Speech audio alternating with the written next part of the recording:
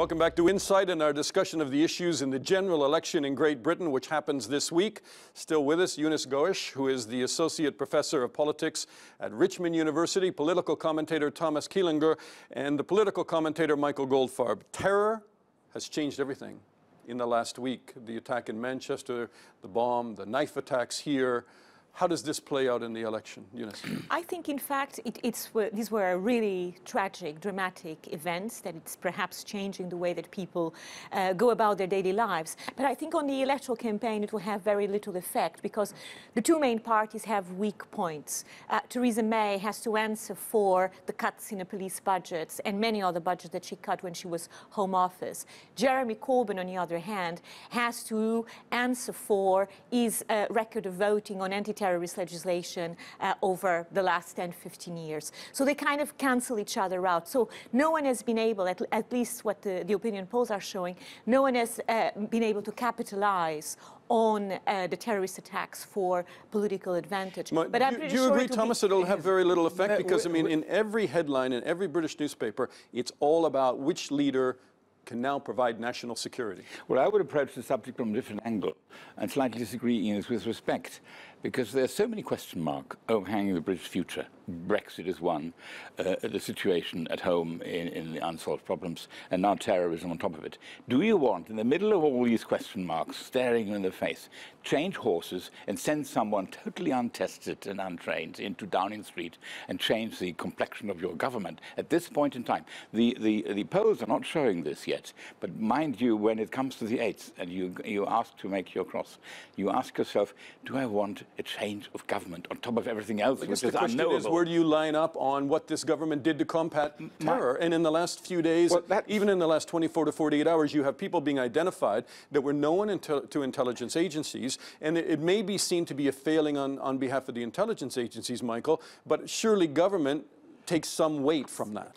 I would say if the time frame had shifted backwards 2 weeks, and Manchester had happened 4 weeks ago, and London had happened 2 weeks ago, we could very well see it affecting the election because there'd be further reporting. We will find out. We're finding out even as we're speaking, you know, more and more details about these guys who carried out the attack in London. They were not.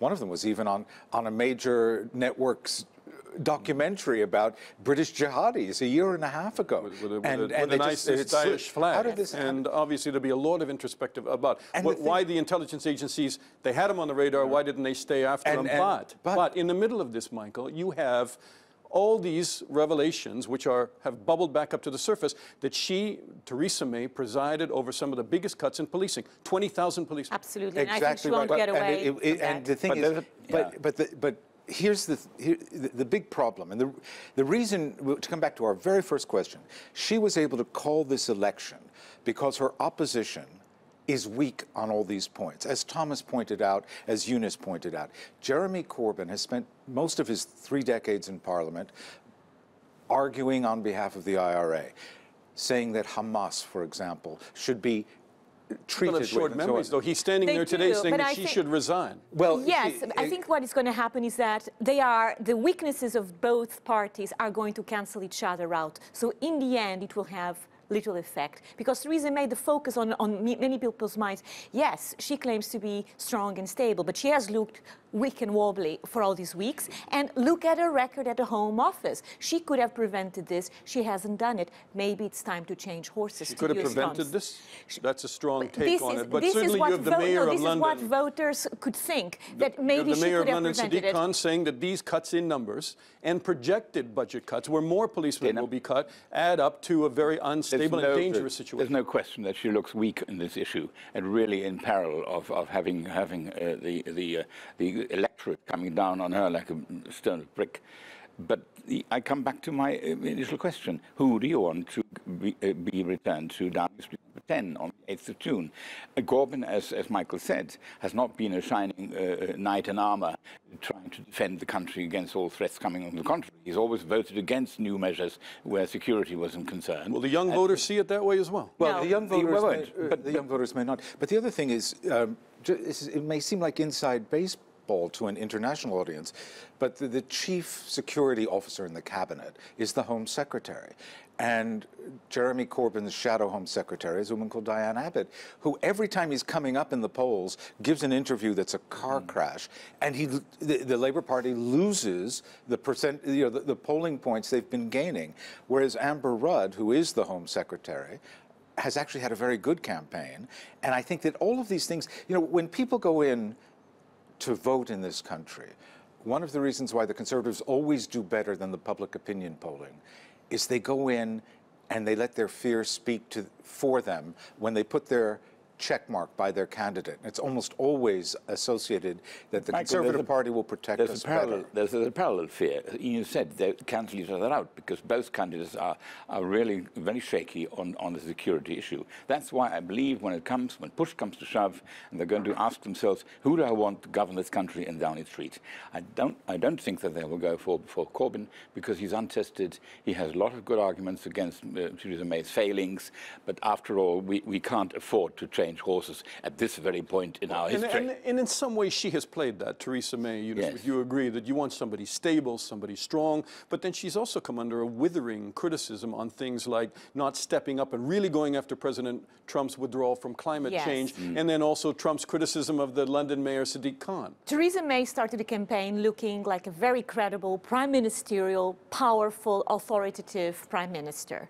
This campaign did a lot of harm to that reputation. So she will probably win this election, but her reputation has been damaged. And let's see what's going to happen. She's going to win. I was going to ask you for your prediction, so there it is. She's going to win with a reduced majority? She's going to win with a reduced majority. Well, a reduced majority would almost lead to a hung parliament because she has a very slim majority as is, 17 seats. And if she came back with fewer seats than that, that would be a defeat almost, even though she may have enough to govern. But it would be a terrible defeat admission that even the 17-plus seats she had in her favour were not enough to give her a stronger leadership. Michael? I think it's more volatile than anybody thought it would be. Yes. For sure. But I also think that in 2016, the polls showed that Britain would vote to remain in the European Union, and they were well off. And in 2015, they were pointing towards a hung parliament or a Labour victory, and the Conservatives won. So I think that it is still likely that when people go into the polling booths, they will vote, as I said a minute ago, their fear. And I think that we will probably see her get an increased majority. Increased majority, yeah. But Not whereas as a month ago, a 100-seat majority, which is really, it's a rubber stamp in this country, not going to happen. Will she have to resign if it's decreased majority? A decreased majority she would, perhaps, from the Conservative Party, but that's not going to happen. I doubt it very much. Hang on.